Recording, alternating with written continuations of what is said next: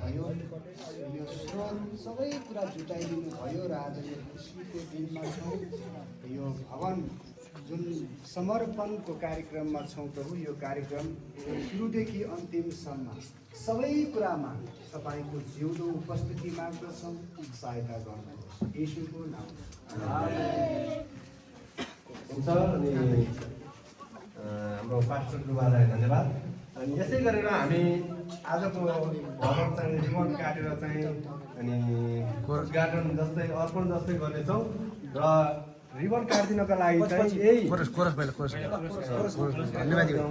धन्यवाद। हामी coarse number चाहिँ 45 नम्बरको कोरस धन्यवादी भयो उहाँको ढोकाभित्र पसेछौँ।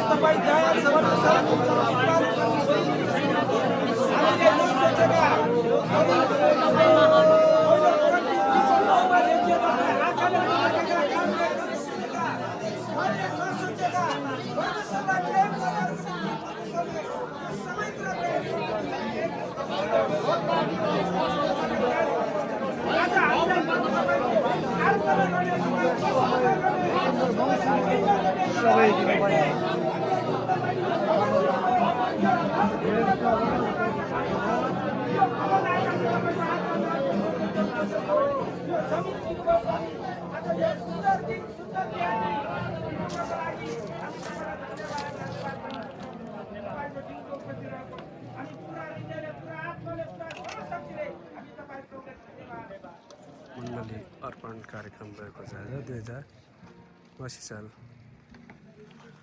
कार्तिकको 5 दिन।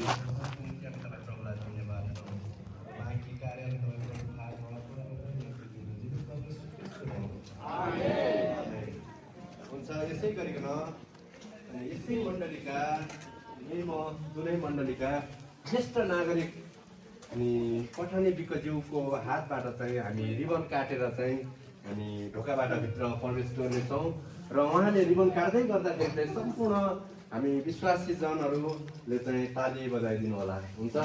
यो समय चाहिँ हाम्रो हामी एकछिन रिबन काट्नुभन्दा अगाडि एउटा वचन हेर्नेछौँ। हामी भजन सङ्घ 127 को 1 पदमा 1 पद र 2 पद हामी हेर्नेछौँ। यसै लेखिएको छ, परमप्रभुले नै घर नबनाउनु भए त बनाउनेहरूले गरेको परिश्रम व्यर्थ हुन्छ।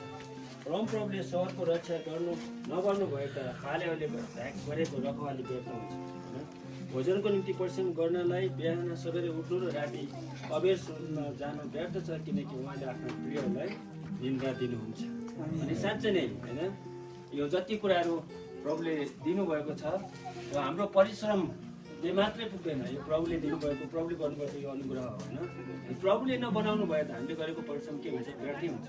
अनि जब हामी परिश्रम गर्छौँ त्यहाँ परमेश्वरको आशीर्वाद चाहिन्छ। अनि आज जसरी हामी यो भवन अर्पण गर्न लागेका छौँ, प्रभुको नाउँमा समर्पण गर्न लागेका छौँ, अनि हामी धन्यवादी भइरहन्छौँ होइन। प्रभुले जुन यो अवसर हामीलाई दिनुभयो, जुन हामीलाई आराधना गर्नलाई यति राम्रो भवन दिनुभयो, हामी प्रभुलाई धन्यवाद दिन्छौँ।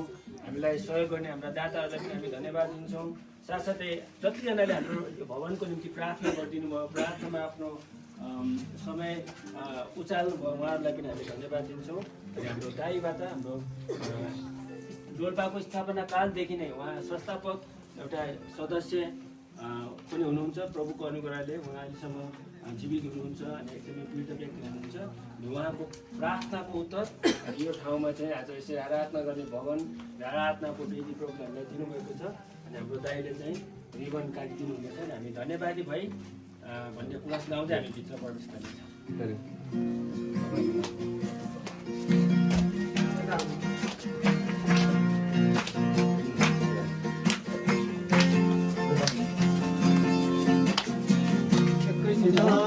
भाइ यता यता